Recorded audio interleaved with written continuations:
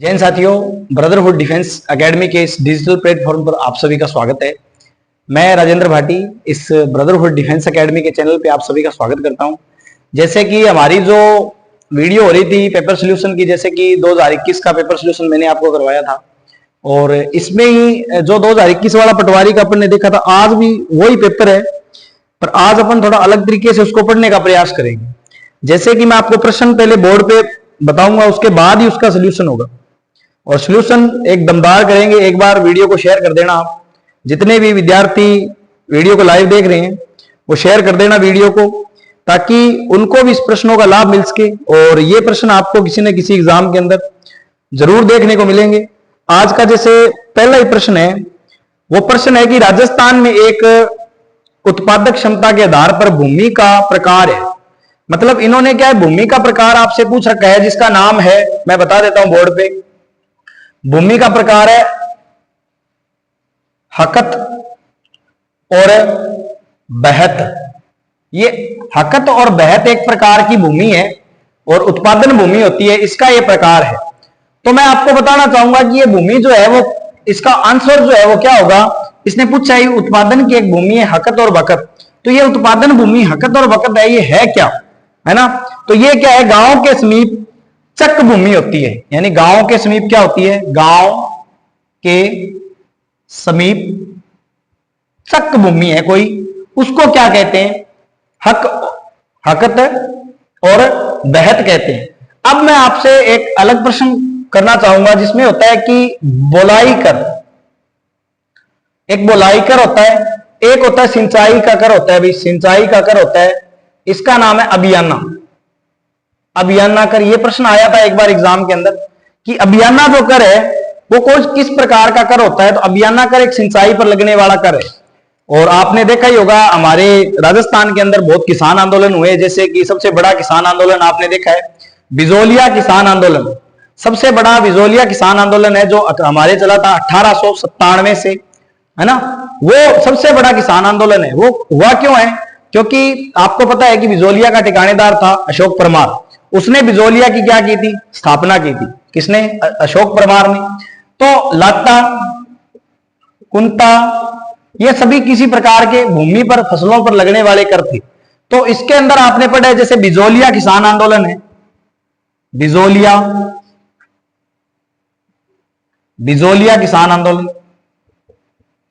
बिजोलिया किसान आंदोलन, ये राजस्थान का सबसे बड़ा किसान आंदोलन है। 44 वर्षों तक ये आंदोलन चला था, 44 वर्षों तक चला था। इस आंदोलन को अलग अलग भागों में सक्रिय भी किया गया था। आपको पता है कि सबसे पहले इसमें जुड़ने वाले थे राम नारायण चौधरी, है ना, ब्रह्मदेव, फतेहकंड चारण। ये प्रश्न आपका आ गया था उसके अंदर, जो आपका वन रक्षक का पेपर हुआ था, उसमें प्रश्न आया कि राम नारायण चौधरी, ठीक है, रामनारायण चौधरी, साधु सीताराम, फतेहकंड चारण और ब्रह्मदेव का संबंध किस किसान आंदोलन से है, किस किसान आंदोलन से, ये प्रश्न आया था। तो उसका उत्तर दो था बिजोलिया किसान आंदोलन। तो बिजोलिया जो किसान आंदोलन है, इसमें आपको पता है ऊपरमाल पंच बोर्ड की स्थापना हुई थी, जो की थी किसने, विजय सिंह पथिक के द्वारा, यानी भूप सिंह गुज्जर के द्वारा क्या की गई थी। तो ये तो प्रश्न था इसका सिंचाई का। तो मैं वैसे ही बता देता हूं आपको, जो ऊपरमाल पंच बोर्ड है इसकी स्थापना की गई थी, ऊपर माल पंच बोर्ड की स्थापना विजय सिंह पथिक, पथिक यानी भूप सिंह गुज्जर, भूप सिंह गुज्जर के द्वारा की गई थी।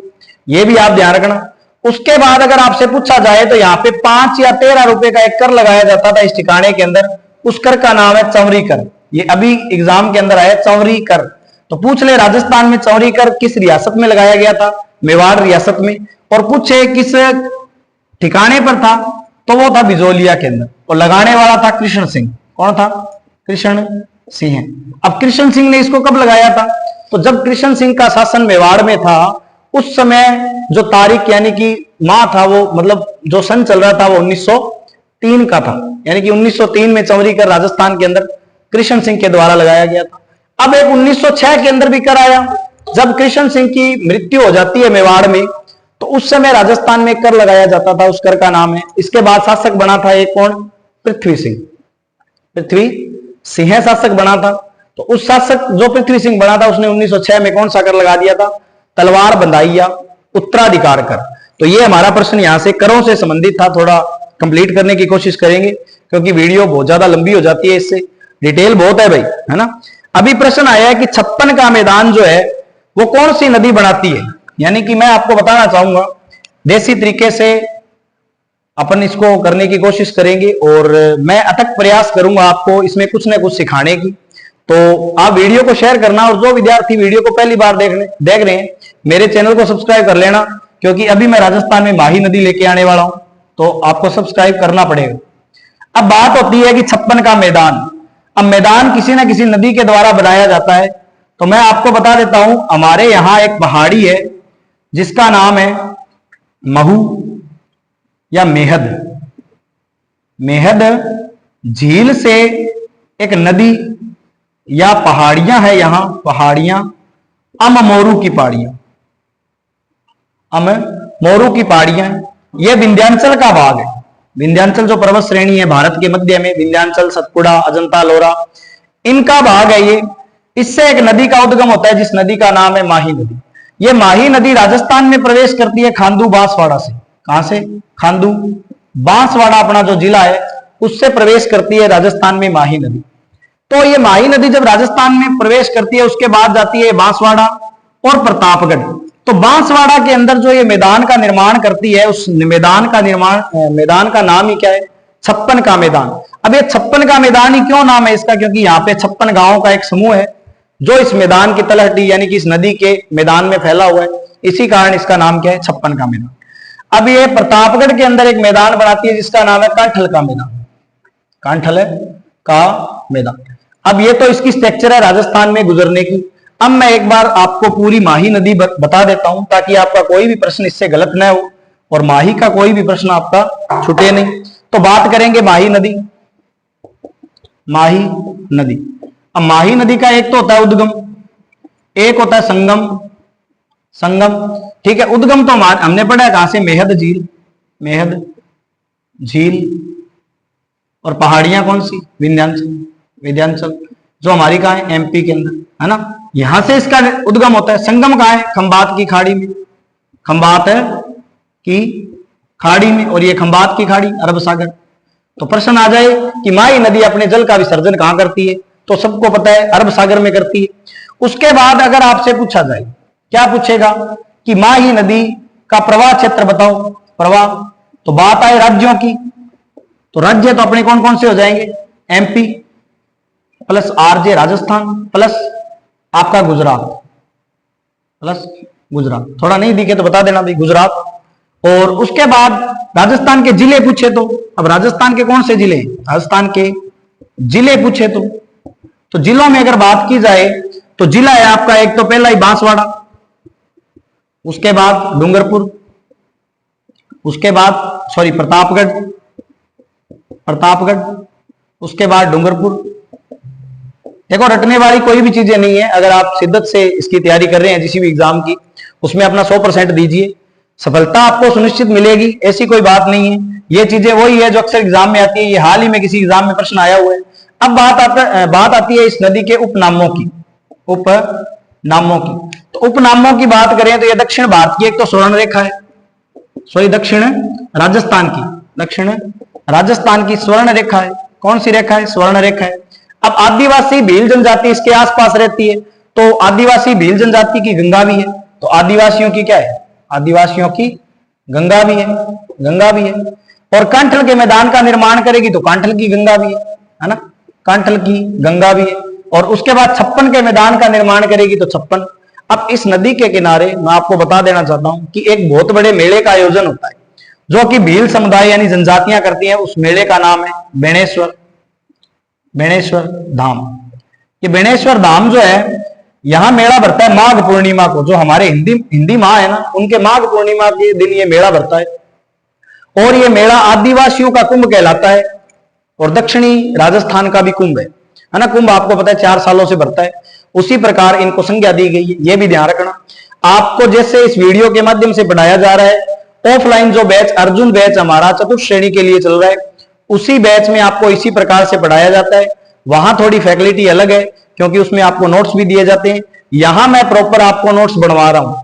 जितना भी मेरा प्रयास रहेगा, जितनी भी वीडियो मेरे द्वारा आपके लिए बनाई जाएगी, तो उसमें आपको हो सकता है कहीं ना कहीं एक आध % हमारी वीडियो से देखने को मिलेगा।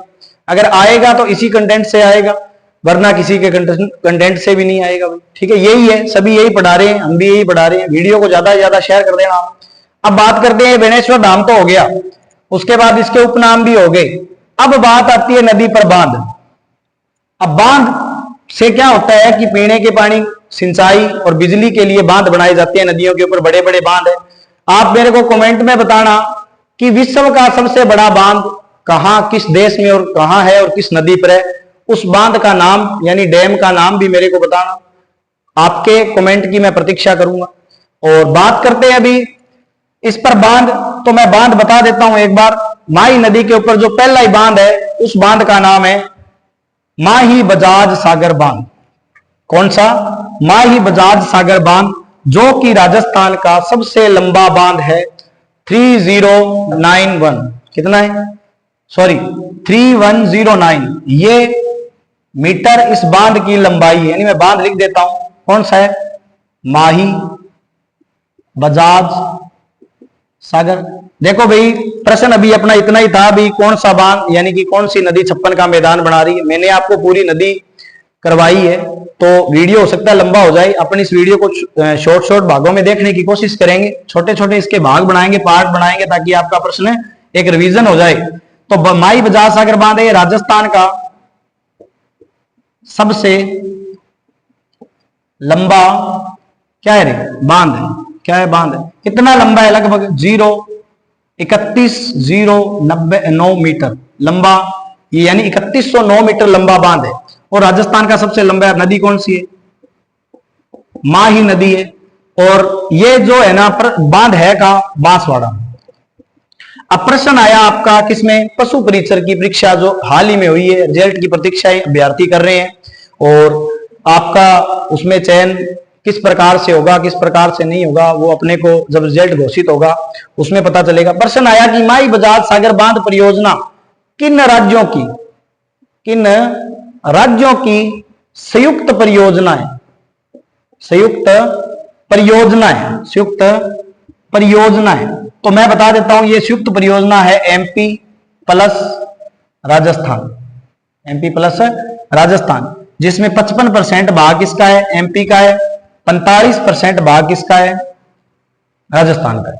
आपसे प्रश्न पूछ ले कि माही बजाज सागर बांध से उत्पन्न होने वाली बिजली का सर्वाधिक उपयोग कौन सा राज्य करता है?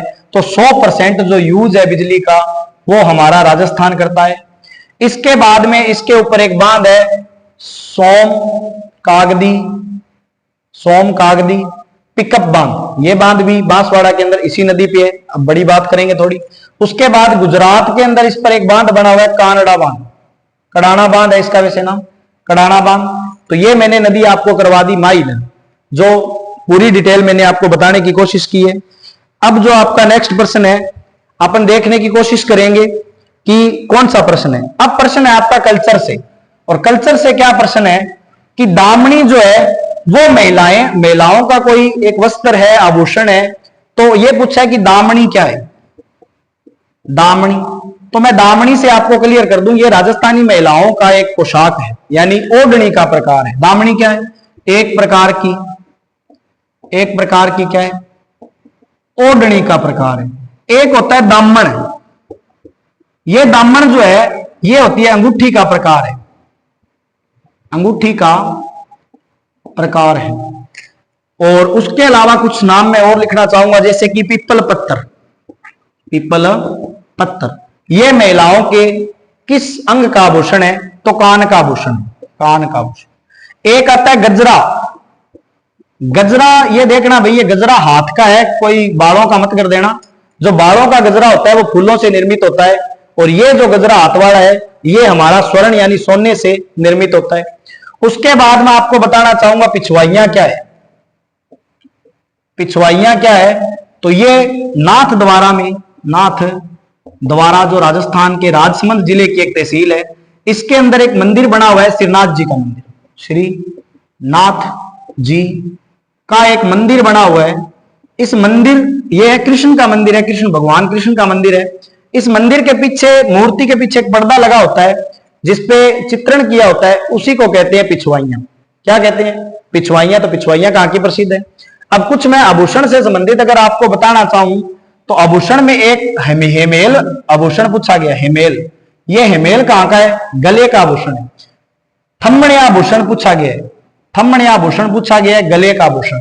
ये महिलाएं गले में पहनती। उसके बाद महिलाओं के जो कमर के आभूषण है वो भी पूछे गए हैं, जैसे कि करदनी, जंजीर, है ना, इस प्रकार से ये भी पूछा गया है।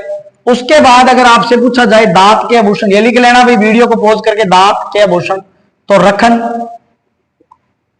रखन, चूंक, मेख, है ना, ये क्या है? दांत के आभूषण है। टोपस कान के आभूषण है, आपको सभी को पता है। अब बात करते हैं, ये कुछ हो गया। उसके बाद आपसे पूछा जाए टेराकोटा कहां का प्रसिद्ध है? ये क्लास है ना जो अभी हाल ही में एग्जाम होना है ना आपका, किसका? जेल प्रेरी का, 9 से 12 वाला। उसमें आपको हो सकता है बहुत क्लास फायदेमंद हो जाए। तो टेराकोटा देखना भी, टेराकोटा, ये भी मोलेला गांव राजसमंद का है। मोलेला गांव राजसमंद का है टेराकोटा। उसके बाद प्रश्न आया है कि कछाह जो वंश है, कछावा वंश आपको पता है जयपुर वाला है, उसकी स्थापना किसने की थी? तो मैं आपको बता देता हूं कि एमपी के एक शासक हुआ करते थे जिनका नाम है कोकिल देव, और कोकिल देव का एक पुत्र था कौन? दुल्ले राय। तो कोकिल देव तो कहां का था रे? ये है राजस्थान, और राजस्थान की ये तहसील है कछावा वंश, जो जयपुर अजमेर ढूंढाड़ क्षेत्र। यहां एमपी से एक शासक था कौन? यानी उत्तर प्रदेश वाले भाग से कोकिल देव। इस कोकिल देव का पुत्र था कौन? दुल्ले राय। इस दुल्ले राय ने क्या हुआ कि जयपुर के गोड़वाड़, गोड़ है वाड़, वह जागीरदार मीणाओं को हराकर और जयपुर में किस वंश की स्थापना कर दी? कछावा वंश की स्थापना कर दी। तो कछावा वंश का जो संस्थापक है वो कौन है? कौन है रे? दुल्ले राय। कौन है? कौन है? दुल्ले राय या धोले राय? दुल्ले राय। और इसने अपनी राजधानी बना दी दौसा। ठीक है, तो ये इसका संस्थापक हो गया। संस्थापक की बात करें तो मारवाड़ का राठौड़ वंश का संस्थापक पूछे तो ये है राव सिया। अगर आपसे मेवाड़ का पूछे, मेवाड़ या गुहिल, इसका कौन है? तो गुहिल या मेवाड़ का कौन है? बप्पा रावल। वैसे तो देखो शिलादित्य है ना, शिलादित्य है, पर शिलादित्य जब अभियान में मर जाता है यानी वीरगति को प्राप्त हो जाता है तो बप्पा रावल। उसके बाद में आपसे पूछा जाए बीकानेर के राठौड़ है उनका, तो राव बिक्का। ठीक है, उसके बाद आपसे कछावों का हो ही गया। और इस प्रकार से आपसे कुछ प्रतिहारों का कौन है? प्रतिहारों का संस्थापक है हरीशचंद्र। कब? 1920 के अंदर इसने मंडोर में प्रतिहार वंश की स्थापना की थी। तो देखो इसे तो कुछ नवेड़ नहीं है भाई, नवेड़ जैसे बोलते हैं ना, कोई भी अंत नहीं है, और बागड़ी भाषा में बोल देते नवेड़ नहीं। तो ऐसे तो कोई नवेड़ नहीं है इसका भाई। अपन कितना भी पढ़े ये चीजें आपको परमानेंटली अपने जो मेमोरी होती है ना कंप्यूटर की, एक तो होती है रैम, एक होती है रोम। जो रैम होती है वो रैंडम एक्सेस मेमोरी होती है, जिसमें डाटा कुछ समय के लिए फीड होता है यानी सेव होता है। तो जैसे ही लाइट चली जाती है तो डाटा क्या हो जाता है? डिलीट हो जाता है। ये प्रश्न भी आता है वैसे तो भी, ऐसी कौन सी कंप्यूटर की मेमोरी है जिसमें लाइट जाने के बाद डाटा डिलीट हो जाता है? तो उसका उत्तर होता है रैम। आपकी जो मेमोरी है वो क्षमता है वो किस प्रकार की है? रैम के प्रकार की। तो अपने को रैम के प्रकार की नहीं रखनी है, आपको अपने को रोम के प्रकार की रखनी है। नहीं, रीड ओनली मेमोरी, यानी डाटा आपके मस्तिष्क में पड़ा रहे और उसको बार बार आप रीड कीजिए, है ना। तो यही चीजें हैं, इनको बार बार प्रयास करो आप। अभी नेक्स्ट प्रश्न है कि राजस्थान उच्च राजस्थान उच्च न्यायालय। अब ये उच्च न्यायालय की पीठ है भी 2 मुख्य पीठ पूछ रखी है इसने कि राजस्थान हाईकोर्ट जो है इसकी मुख्य पीठ। अब मैं अगर इतिहास की बात करूं तो हमारा जो ब्रिटिश काल था, बात हो रही है कब की? 1860 की बात हो रही है, 1860 की। जो ब्रिटिश काल हमारा था, उसने भारत के अंदर 3 हाईकोर्ट का निर्माण किया था, जिसमें पहला कोलकाता, मुंबई और मद्रास, ये 3 हाईकोर्ट बने थे। उसके बाद भारत के प्रत्येक राज्य को एक हाईकोर्ट की आवश्यकता हुई, और आवश्यकता होने के लिए तो राजस्थान में भी हुई। तो राजस्थान का जो हाईकोर्ट है, यानी कि मुख्य जो हाईकोर्ट एचसी है, वो तो है जोधपुर के अंदर, है ना, और खंडपीठ है वो है जयपुर के अंदर। ये बन तो 49 में गई थी, लेकिन इसको समाप्त भी कर दिया गया था। फिर एक पी सत्यनारायण राव समिति आती है, 1 जनवरी 1977 की बात आती है, जब जयपुर को क्या बना दिया जाता है, दोबारा खंडपीठ का निर्माण कर दिया जाता है। तो हाईकोर्ट की स्थापना अगर पूछे आपसे, स्थापना अगर पूछे तो यह स्थापना हुई थी 29 अगस्त 1949। इस समय राजस्थान के अंदर चौथा चरण एकीकरण का चल रहा था, और हमारे जो स्थायी प्रतिनिधि थे, राज प्रमुख यानी महाराज प्रमुख कौन थे, राजा कछावा शासक मान सिंह। यह प्रश्न आया था कि मान सिंह ने राजस्थान हाईकोर्ट की जो है स्थापना कब की थी। तो राजस्थान हाईकोर्ट की स्थापना मान सिंह ने की थी कब, 29 अगस्त 1949। अब हाईकोर्ट का जो उल्लेख है वो भारतीय संविधान के भाग 6 के अंदर दिया हुआ है, भाग 6 में दिया हुआ है ना, भाग 6 में दिया हुआ है। आर्टिकल कितना है रे, 315 से लेके आगे तक 323 तक ये लगभग प्रक्रियाएं चलती हैं, 33 तक। तो इसको भी ध्यान रखना। हाईकोर्ट जो होता है, इसका मुख्य न्यायाधीश होता है, जो क्या काम करता है, यदि राज्य का राज्यपाल राज्य में नहीं है तो उस समय उसकी जगह कार्य कौन करेगा, राज्य का मुख्य न्यायाधीश। और जब राज्य के न्यायाधीशों की नियुक्ति की जाती है, तब भी मुख्य न्यायाधीश क्या होता है, इसमें शामिल होता है। तो यह प्रश्न यहां से हो जाता है।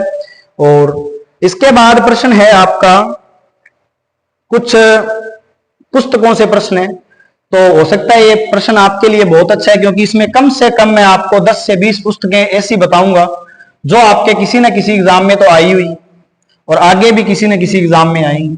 तो आज का ये हमारा लास्ट प्रश्न रहेगा।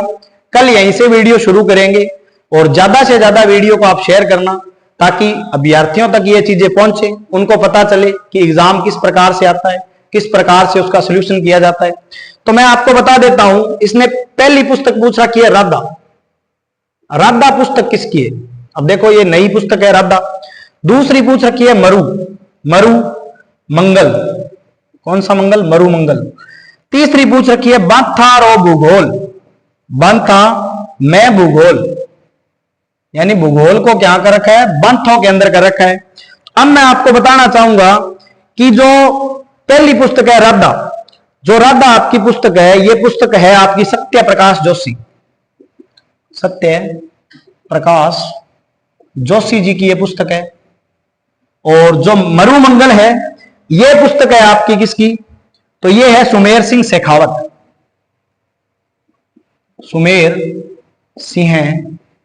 शेखावत।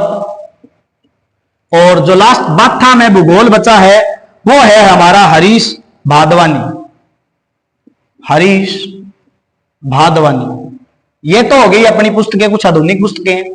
अब मैं आपको बताना चाहूंगा कि मारवाड़ रे परगना री विगत, मारवाड़ रे परगना री विगत, ये है हमारे किसकी, मोहनोत नैणसी। किसकी है, मोहनोत नैणसी।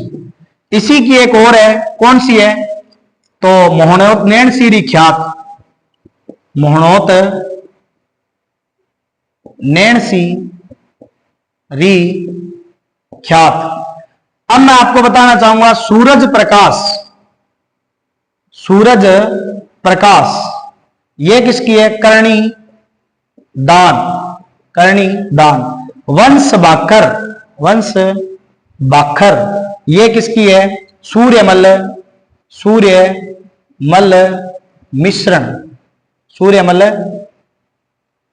मिश्रण।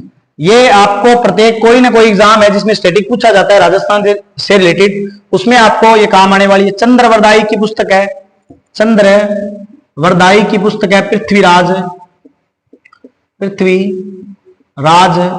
रासो, पृथ्वीराज रासो। फिर है राज रूपक पुस्तक है वीरभान। किसी ने भी आज मेरी पूरी क्लास शिद्दत से ली है और उसको याद किया है ना, उसका किसी न किसी एग्जाम में कम से कम 2 से 3% सही हो जाएंगे। आज वाली क्लास से 2 से 3% की गारंटी है। राज रूपक किसकी है? वीरभान की। उसके बाद पूछे मलिक मोहम्मद जासी की, मलिक मोहम्मद जासी की कौन सी पुस्तक है? तो यह है पद्मावत। उसके बाद आपसे पूछा जाए कि कवि कलोल की कौन सी? कवि कलोल, तो यह है ढोला मारूरा दूहा। कौन सा है? ढोला मारूरा दूहा, है ना। उसके बाद विसल देव रासो, ये रासो किसका है? तो विसल देव रासो है नरपति नल्ला। इसमें विसल देव की पत्नी थी सोमवती, उसकी प्रेम कहानी और विसल देव की प्रेम कहानी का उल्लेख है। ये इतनी होगी, और लिखो, और कौन सी है उनको लिखो, एक बार नोट कर लेना, मैं वीडियो को पॉज करके। उसके बाद देखो जोधराज नहीं, हमीर रासो जोधराज किसकी है? जोधराज की। हमीर महाकाव्य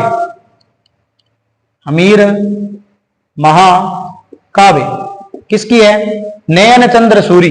किसकी है? नयन चंद्र सूरी। लीलटांस किसकी है? कन्हैया लाल सेठिया। आयो अंग्रेज मुलक रहे ऊपर, यह भी किसकी है? कन्हैया लाल सेठिया की। तो आप सभी बताना मेरे को कि मेरे द्वारा आज जो भी आपको वस्तु सामग्री करवाई गई है, यानी कि राजस्थान जीके से संबंधित कुछ भी आपको फैक्ट मेरे द्वारा बताए गए हैं, तो आपको कैसे लगे कमेंट में बताना। वीडियो भी कैसी लगी? कल यहीं से शुरू करेंगे ग्रंथों से ही। और आगे का मैं प्रश्न आपको बता देता हूं कि 1857 की क्रांति से प्रश्न कल शुरू होगा, जिसकी पूरी डिटेल अपन करेंगे व्याख्या। और इससे भी बढ़िया फैक्ट मैं कल आपको जो नेक्स्ट अपनी क्लास होगी उसमें बताऊंगा। तो वीडियो को ज्यादा से ज्यादा शेयर कर देना, जिससे हमारा और हमारी टीम का जो है वो मन खुश हो जाए। और कल मिलेंगे इसी वक्त, इसी टाइम, इसी वीडियो में, इसी चैनल के ऊपर। तो आज के लिए धन्यवाद। जय हिंद, जय भारत।